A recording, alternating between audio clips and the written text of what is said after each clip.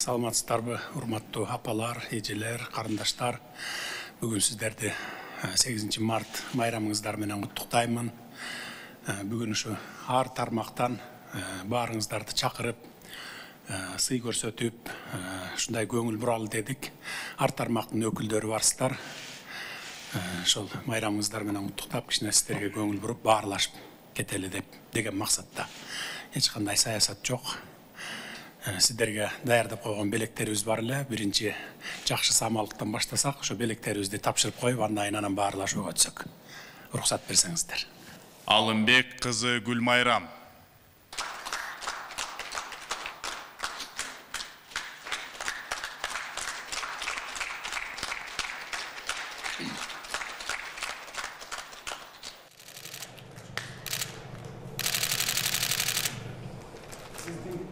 Tuğulgan günümüz eкен, bugün buna tuğulgan gün eкен.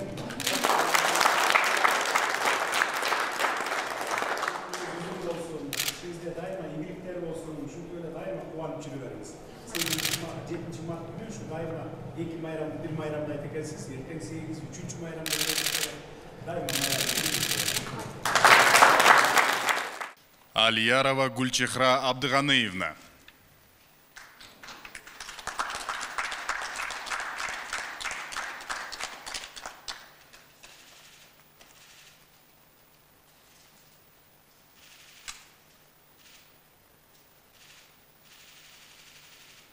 Добронова Машура Равшанова.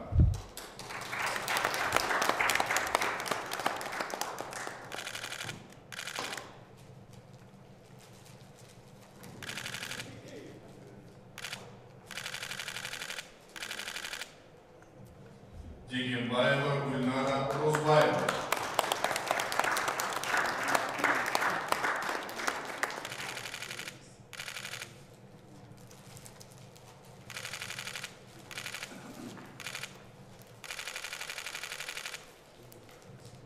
Есеналиева Асель Исмановна.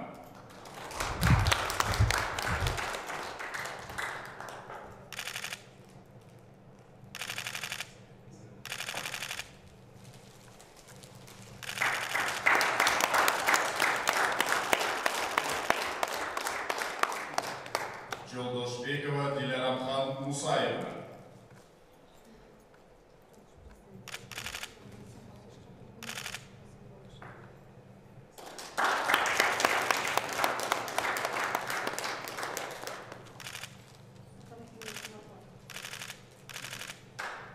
Жумагулова Азия Азбекова.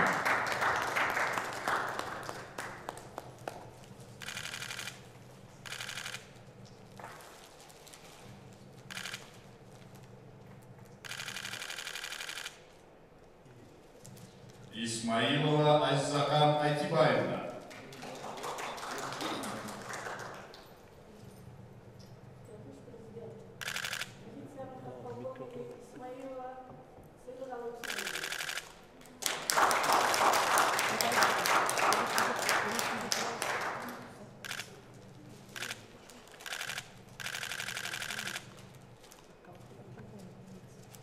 Акенова Сайха Ишенбаевна.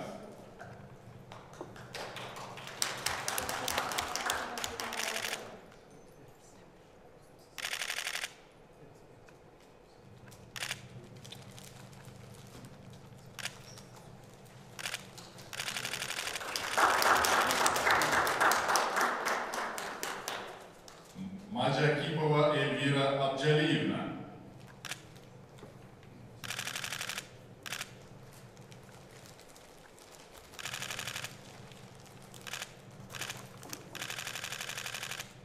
Николаева Ольга Ивановна.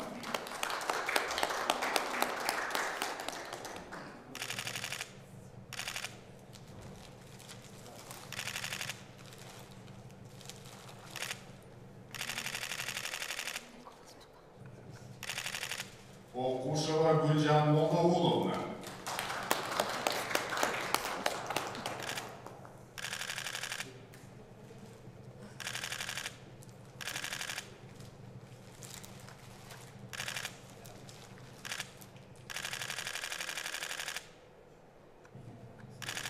Сағынбаева Гүлсара Абылдаевна.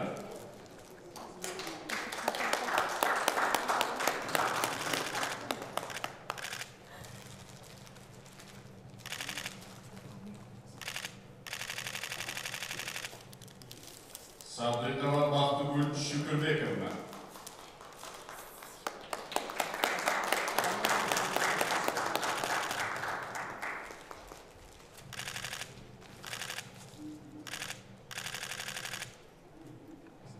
Семирейко Айзат Майданбаевна.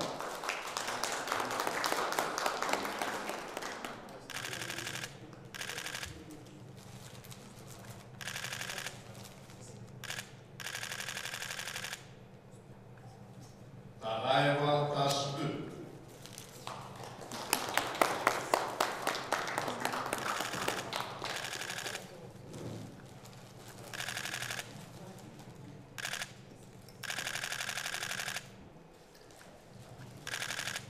Урманбетова Бүгия Асанакуновна.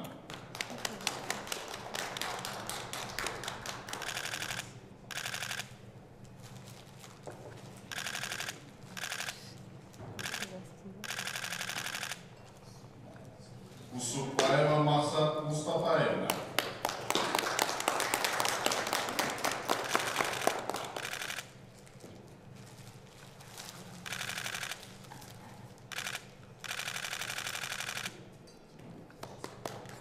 Эшенқұлова Жылыздүгүл Саматовна.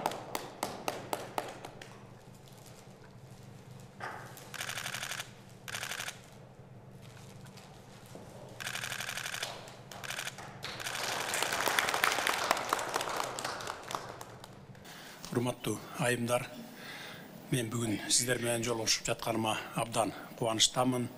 Бүгін өзгөчө күн, жаз, аял, өмүр, булар керемет тартуулаган түшүнүктөр.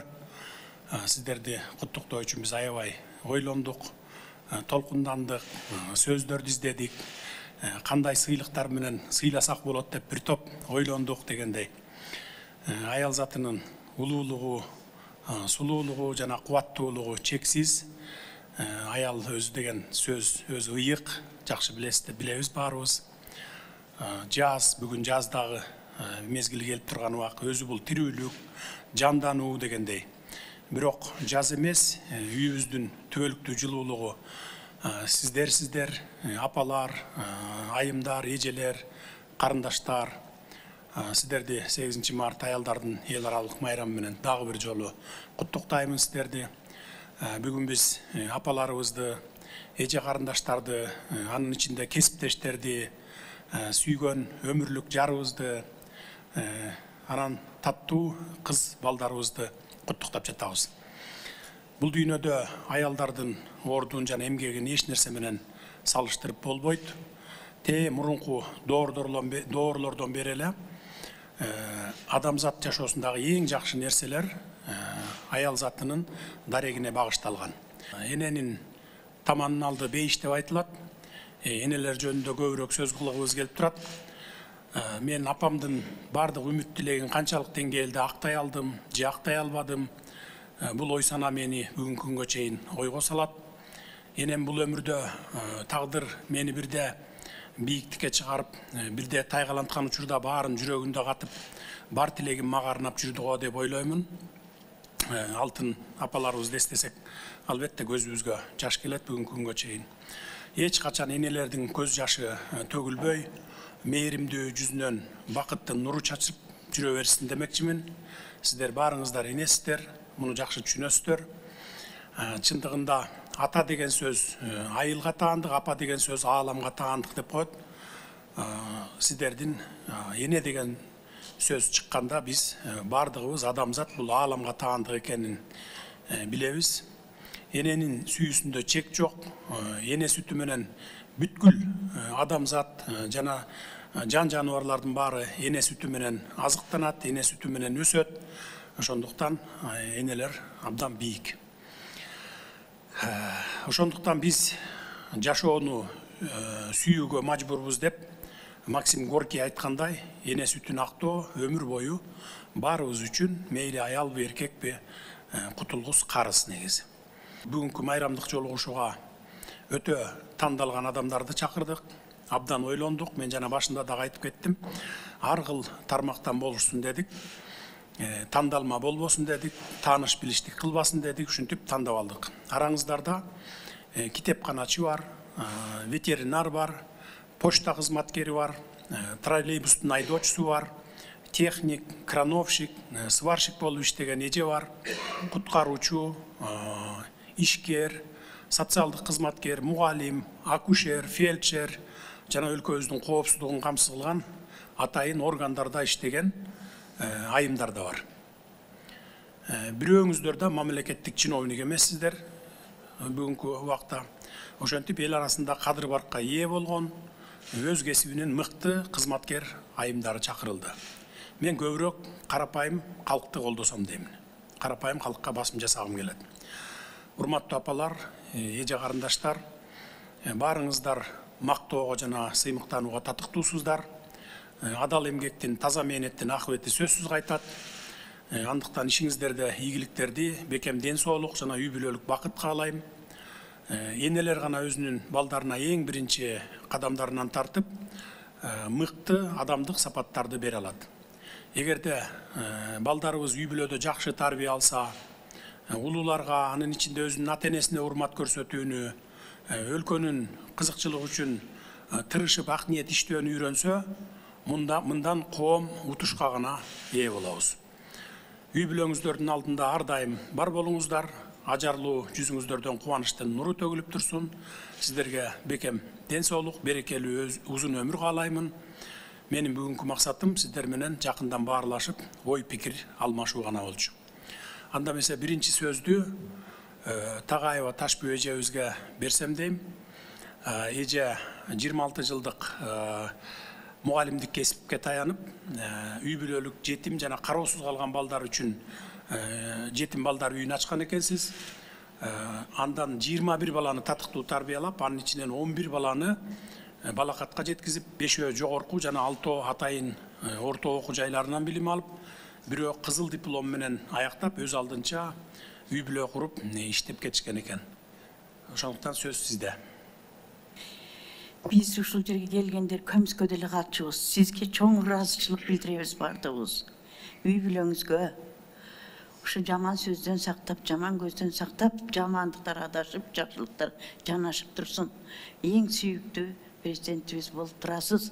Бар жокко көңүл бөлүп атасыз. Рахмат, ыраазым.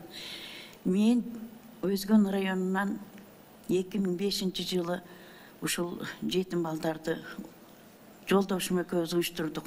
Анын себеби 2 трендей балам уда өтүп кетти кырсыктардан. Ошол балдарымдын 6 баласы калды. Ошол 6 баласынын нары сүйрөп, бери сүйрөп жүргөнүбүздө Накен Касиев губернатор экен. Жакшы кишилер да көп экен арабызда. Ушул киши айтты, сиз ушу балдар үйүн уюштуруңуздар дегенде, биз Абышкам экөөбүз балдар үйүн уюштурдук. Сиз айткандай 27 баланы багып чоңойттум. 7-өсү 2 жыл, 1 жыл болуп кайра алып кетишти. Онун университет, институт, колледж, училище өздөрүнүн билимине жараша бүтүрүп, үйлөгөнүн үйлөп, жайлаган жайлап, кыздар турмушка берип, азыр асты 3 балалуу болуп калды, иштеп жатышат. Ушул бүгүн эми 8 март кыздардын баардыгына ушу жакшылыкты, заманыбыздын тынччылыгын, ушу майрам күнүңүздөр менен куттуктайм, сиңдилерим. Мына кыздардын баардыгын куттуктайм, жаманды күн болбосун. Сизге дайыма жакшылыкты каалайм. Тили чыккан эле балдар сизде отурат азыр. Мага канчасы пата берди, айылымдагылар. Сизге салым айтты. Ушул президентибиз аман болсун, сак болсун. Жанында мынандай жигиттер болсун. Коругандары да сак камап жүрсүн деди. Сизге өмүр тилейбиз, өмүр.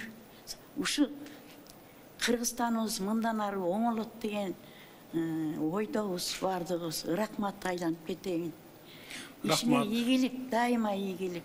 Рахмат эже. Жамандыктан эле Кудай сактасын. Тилегенибиз ушул. Рахмат эже. Кудай Құдай күч қуат берсин, Құдай өзі жардам берсин. Біз дағы көңіл сыртында қалтырбайбыз, сізге жардам беребиз. Мен балдарға тапшырма берем, бүгінде масштаб жардам беребиз. Кейінгі сөзді ең көп балалуу эжекебиз Гүлнара Орозбаевнаға берсек, Гүлнара эже Кыргыз элин башкарган улуу Курманжандатканын тыбырасы 5-чи муындагы урпагы болот. Ош шаарындагы Терешков атындагы мектеп интернатында 9 жашынан тартып тарбияланган, ишкерлик менен ийгиликтүү алектенип 1997 жылы Ысык Көл облусунун Түп районунда жеке менчик үй бүлө балдар үйүн ачкан, өзү Ысык Көлгө турмушка чыккан. Аталган мезгил ичинде балдар үйүндө ар кандай улуттагы жана ар башка диндеги ата энеси жок, ошондой эле кароосуз калган 154 бала өз үй бүлөсүндө түнөк табышкан. 154 балама. Гүлнара Орозбаевнанын мээрими жана камкордугу менен балдар ушул турмушта өз ордуларын табышкан. 95 бала жогорку билимге ээ, 2 илимий талапкер, 26 бала бүгүнкү күндө Россиянын эң жогорку окуу жайларында окуп жүрүшөт. 52 бала интеграция жолу менен өз үй бүлөлөрү менен биригишкен. Анда эмесе сөз сизде. Чоң рахмат, урматтуу Садыр Нуркожоевич. Мен ушул бүгүнкү мааракебизде сизге чоң ыраазычылыгымды айткым келет. Анткени сиз деген ушул жерде жөнөкөй аялдарды, жөнөкөй энелерди ушул жерде көдөнүндө арлыктуу сактаган энелерди чогултуп отурасыз. Ошол биздин энелерибиздин батасын алып отурасыз. Рахмат сизге. Мен ушул айткым келет. Ушул сиз чындыгында айтканда ошол ийгиликке жеткеним дагы сиздин дагы кошумуңуз бар. Анткени сиз деген депутат болгон кезиңизде бизге көп келип, ошол балдарга акыл айтып, баарын жанагындай спортко үгүттөгөн сиз болчусуз. Сиз аны унутуп калсаңыз керек. Бирок биздин балдарыбыз баары тең эстеп, анан ошо кечинде мага айткан болчу. Ушинтип майрамга чакырып атат десе, балдарыбыздын баары тең аябай ыраазы болушуп, ошол жерде батасын берип жиберишти мени. Ошо сиздерге чоң рахмат. Мына балдар биздин келечегибиз. Ушул аялзат эне азыркы учурда дүйнөнүн бешигин тербетип турат. Ошон үчүн сиз ушул бизди сыйлап атканыбызга, анан ушул жер энебиз дагы биз эне катары ушу согуштун үнүн тыңшабагысын деп бизди ушул башкарып атканыңызга, бизди ушу коргоп атканыңызга мен аябай ыраазычылыгымды айтам. Энелик батамды берип атам. Мындан ары дагы сиз ушул бизди ушинтип чогултуп, ушинтип бизди көтөрмөлөп турганыңызга биз дагы эле салымыбызды Кыргызстанга салганга аракетибизди жумшайбыз. Мен ойлойм, бизди ошол азыр жөнөкөй аялдарды көрүп, жаш муундарыбыз, жаштарыбыз, алар дагы ушинтип өзүнүн Кыргызстанга салымын салганга аракет кылат болуш керек дейм. Чоң рахмат, ден соолукта болуңуз. Биз дайыма жаныңыздабыз, колубуздан келишинче өзүбүздүн тармагыбызда, өзүбүздүн жумушубузду аткарганга аракет кылып жүрө берели. Рахмат. Рахмат, сизге да рахмат. Ишиңиздерде ийгиликтер болсун дайыма. Кийинки сөздү Супаева Максат Мустапаевнага берели. 2005 жылдан бери мал доктурлук кызматында үзүрлүү эмгектенип келе жатат. Жалпы 26 жылдык эмгек тажрыйбасында мыкты ветеринар катары таанылган. Сөз сизден да. Рахмат. Садыр Нуркожоевич, ошо мен бүгүнкү кечеге катышканым үчүн аябай толкунданып турам. Мен деле ушуну күткөн эмесмин. Чын айтканда элибизге, журтубузга аманчылык берсин. Ушу бизди эстеп, ушу эмеге чыгарып койгонуңузга чоң рахмат. Эми мен өзүмдүн Скөл ошол айылдын кызы, ошол айылдын эле келинмин. Өзүмдүн Жети Көз районумду ошо мал чарбасы боюнча жакшы эмгектенип келатам. Скутер мотоцикл берген, мотоцикл унаасы менен тоо таштарга чыгам. Кайсыл убакта оору чыкты деген жерде мен ошол жерде болуп турам. Эми аны эптеп тээп үйрөнүп алдык. Анда менде деле эчтеме жок, жыгылып коюп алына да үйрөнүш керек болуп калды. Ошол мал чарбасын өнүктүрүп өстүрөйүн, ошол айылга бир аз болсо да салымымды кошуп, малды өндүрүп өстүрүп кетейин эле деген. Ошол эл журтубузга аманчылык, асманыбыз ачык болсун, сиздин да өмүрүңүз узун болсун. Рахмат ушу бизди ушу кечеге чакырып койгонуңузга. Чоң рахмат. Рахмат. Иштериңиз дайыма ийгиликтүү болсун. Рахмат. Кийинки сөздү Сагынбаева Гүлсара Абдылдаевна эжекебизге берсек, бул киши алгач ишмердүүлүгүн 1982 жылы Бишкек троллейбус башкармалыгынан баштаган. 2007 жылы 2 класстагы айдоочу, 2016 жылы 1 класстагы айдоочу болуп, ушул күнгө чейин эмгектенип келет. Анда сөз сизде. Ушул күнү ушинтип сиз куттуктап атканыңызга биз аябай ыраазыбыз. Өзүм атыман да ыраазычылык билдирем. Биздин Бишкек троллейбусунун паркынын атынан дагы, депонун атынан дагы ыраазычылык билдирем. Ушул жака келгениме аябай кубанычтуумун. Азыр толкунданып турганым ушу экинчи жолу өмүрүмдө. Биринчи жолу өзүм жалгыз биринчи айдап чыкканда ушундай толкундандым эле. Бүгүн экинчи жолу толкунданып турам. Эми силердин үйүңүздөрдө тынчтык болсун. Айгүл сиңдим, сизге кайраттуулук, чыдамкайлык, сабырдуулук. Үйүңөрдө такай жакшылык болуп турсун. Сиздин жумушуңуз илгерилей берсин, түпкүлүктүү болсун. Бардык Кыргызстандын айымдарын бүгүнкү эл аралык аялдар күнү менен куттуктайм. Баарына тынчтык болсун, ден соолук болсун, аманчылык болсун. Баарыбыз ишибизди жакшы көрсөк, ишибиз илгерилей берет, терек бир жерден көгөрөт дегендей, ушу бир эле жерден агарып көгөрүп келтем. Мен аябай жакшы көрөм өзүмдүн кесибимди, сыймыктанам. Разымын. Сизге да разымын, жумушума да разымын. Рахмат. Ийгиликтер болуп тура берсин дагы. Николаева Ольга Ивановна в Республиканском институте протезно-ортопедических изделий работает 49 лет. Ольга Ивановна была направлена из Ленинграда в 1973 году на Фрунзенское протезно-ортопедическое предприятие как лучшая ученица.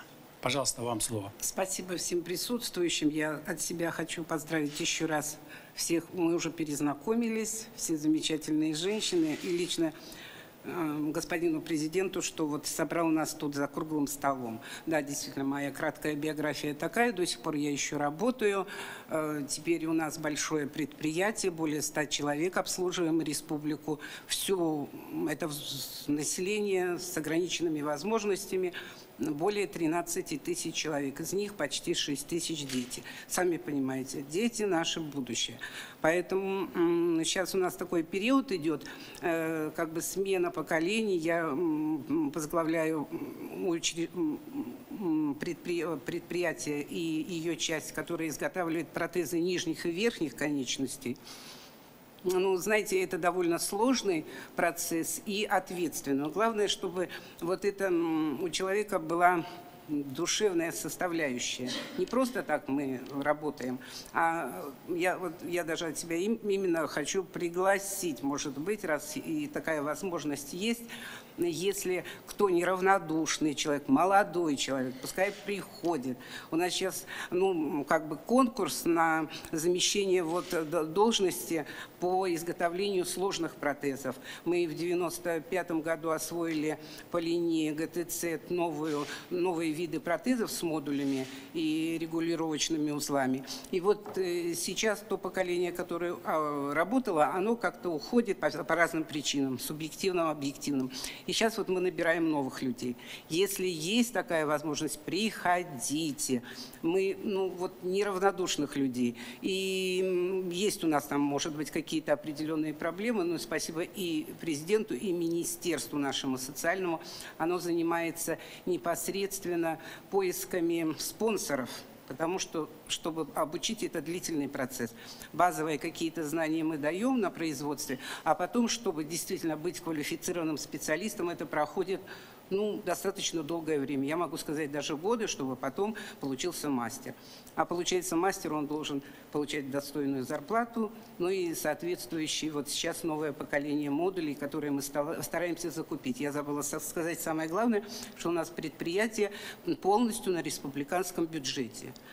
Это обеспечивается полностью из государственной казны. Спасибо вам. Урматтуу айымдар, эркин микрофон. Ким сөз сүйлөйбүз десе, эркин микрофон. Урматтуу Садыр Нуркожоевич, сизге чоң терең ыраазычылыгымды билдирем. Мен Жалал Абад областы Нокен районунун Сакалды айыл өкмөтүнүн аялдар кеңешинин төрайымы Алиярова Гүлчехрамын. Мен сиздин аялыңыз Айгүлдү да бүгүн эл аралык 8 март майрамы менен куттуктап кетейин. Ошондой эле ушул жерде тандалып келген аялдарды чын жүрөгүмөн 8 март майрамыңыздар менен куттуктайм. Мен 2018 жылдан бері аярлы үй бүлө, ана ушундай эле мүмкүнчүлүгү чектелген айымдар менен үй бүлөсү менен иштешем. 28 үй бүлөгө сүт багытындагы эски алып бердик бүткүл дүйнөлүк фонд тарабынан. Ошондой эле 48ден ашык теплица алып бердик. Долбоордун негизинде обул акимчилик менен аябай тыгыз байланышам. Өзүбүздү райондук акимчилик менен, айыл өкмөт менен тегиз байланышып иштейм. Мен эмне демекчимин? Бизде Кыргызстанды өнүккөнүн мен сезем. Садыр Нуркожоевич, аябай азыр бизде өзүңүздөр билесиздер, айыл жеринде иш, аялдарга иш жок да. Ошон үчүн биз долбоорлор менен иштешип, аябай сонун долбоорлор менен иштешип, азыр канчалаган үй бүлөлөргө туура тамактануу боюнча долбоорлор тарттык. Сиздерге чоң рахмат айтам. Сиз менен чогуу ушул жерде эмгектенген коллективиңизге ыраазычылыгымды менен билдирем. Ошондой эле аламды бир колу менен аламды тербеткен аялдар, бир колу менен бешик тербеткен аялдарды чын жүрөгүмөн эл аралык 8 март майрамы менен чын жүрөгүмөн куттуктап кетем. Рахмат. Биринчи кезектен эле ушул жерде отурган бардык апаларды, энелерди, эжелерди баарыңыздарды майрамыңыздар менен куттуктайм. Жана биздин айымыбызды да, Айгүл айымыбызды да куттуктайм. Кечиресиздер. Кичине толкунданып турам, себеби мен үчүн бүгүн эки эсе чоң майрам болуп атат. Мени деген ушу бүгүнкү күнгө туулган күнүм менен биздин ажыбыз өзү куттуктап атканы бул мен үчүн бул ар бир айымга туш келбеген бакыт болсо керек. Андан сырткары дагы бул күнгө өзгөчөлүктүн дагы белгилеп кетерим ушу карапайым калктын арасынан, анын ичинен эң аярылуу болгон мүмкүнчүлүгү чектелген айымдардын арасынан мени чакырганына дагы терең ыраазычылык билдирип кетем. Биздин ажыбызга рахмат, сиздерге чоң рахмат. Рахмат. Урматтуу Садыр Нуркожоевич, урматтуу Айгүл эжеке, урматтуу аялдар, бардыгыңыздарды 8 март майрамыңыздар менен куттуктаймын. Мен Ош областы Ноокат районунан келдим. Кобжар айылдык төрөт үйүндө иштеймин. 37 жылдан бери эмгектенемин. Пенсионеркамын, 2 жылдан бери буюрса. 3 баланын энесимин, бир баламды Кудайга тапшырдым. Анын 3 баласыны өзүм чоңойтуп тарбиялап атам. Кудайга шүгүр. Анан ушу роддомдо иштеймин. Биз роддомдо один момент можно, да? Биз роддомдо без врача, акушер-гинеколога, без неонатолога иштейбиз, да? Биздин сельский роддом на 10 коек иштейбиз. Анан 95 жылдан бери биз көчмөн калкка окшоп көчүп жүрөбүз. Анан сизге чоң рахмат. 21 жылы былтыры бизде больница, чоң больница башталды. 100 койкага мен өтө ыраазычылыгымды билдирем. Элдин атынан дагы, өзүм атынан, больницадагылардын, биздин медициналык кызматкерлердин атынан ыраазычылык билдирем. Ошол сиз келгениңизден кийин башталды да ошол больница. Ага чейин биз ал зданияга, бул зданияга көчүп жүрүп иштегенбиз. Анан роддомдо биз кандай врачыбыз жок да, мен постоянно менин телефонум өчпөйт да. Мен телефонум түнү күнү иштейт. Мен түнү күнү вызовда жүрөм. Эгерде керек болсо, кайсы маалда болсо да мен роддомго барышка милдеттүүмүн. Ошо бир момент айтып берейин. Роддомдо бир аял келди. Төрөт үйүн анан толготуп, аябай кыйналып толготуп атты. Анан күйөөсүнү киргиздим. андай ситуацияларда любой нерсе болуп кетиши мүмкүн. Анан көзүнө киргиздим. Ал дагы аябай кыжаат болуп кетти. Бир маал бала төрөлдү. Аял аябай кыйналып төрөлдү. Бала 3 оролуп түштү. Киндиги менен мойнундан 3 оролуп түштү. Баланын эч кандай немеси жок, признаки жизни вообще жок. Андачы. Анан баланы апасынан бөлүп, пеленальный столго жаткызып, ал маалда дем алуучу аппараттарыбыз жок болчу. Анан 4 кабат марлени оозуга коюп, баланы дем алдырдым. Өзүм оозум менен дем алдырдым. Непрямой массаж сердца жасап, дем алдырдым. 15 мүнөттөн кийин бала өзүнө келип калды. Кичине дем алышты баштады. Bir 30-40 мүнөттөн кийин уже бала ыйлашты баштады. Анан апасынын жанына жаткызып коюп, анан атасы дагы ыйлап жиберди ошол жерде. Азырга чейин уже кыз чоңоюп калды. Азырга чейин баягынын атасы мени көрүп, мага ыраазычылыгын билдирет. Апасы экөөчү. Сиз оозуңуз менен, дем алууңуз менен өзүңүз жан бердиңиз. Ошол сиз как феяга окшоп, сиз өзүңүздүн немеңизди, жаныңызды бердиңиз ушу балага. Сизге чоң рахмат деп азырга чейин ыраазычылыгын билдирет да. Эми андай моменттер көп, биз эми медициналык этика бар дегендей көп нерсени эми айтышка мүмкүн эмес. Ошондой нерселер болуп атат. Анан сизге чоң рахмат айтып кетемин. Ошо сиз бизди ушул жерге карапайым элди сиз чакырганыңызга, ушул жерге келгениме мен кубанычтамын. Анан ошол мен биздин аялдарга дагы чоң рахмат айтып кетемин. Биздин Нокат районунун аялдарга, биздин Көкжар айылдын аялдарга, алар мени өтө сыйлашат. Аябай сизге рахмат айтып жөнөтө беришти. Рахмат. Сиздерди адамдарды жарык дүйнөгө алып келүүдө, ошолорго биринчи дем берип, биринчи күч берүүдө сиздин эмгегиңиз зор. Сиздердин аны жакшы билебиз. Ишиңиздерге дагы ийгиликтер болсун дайыма. Ушинтип ар бир үй бүлөгө кубаныч тартуулап эле жүрө бериңиз. Эми дагы бир жолу 8 март майрамыңыздар менен куттуктаймын сиздерди. Ар дайым бар болуңуздар. Бүгүнкү жолугушуу сиздерге майрамдык дем күч берсин.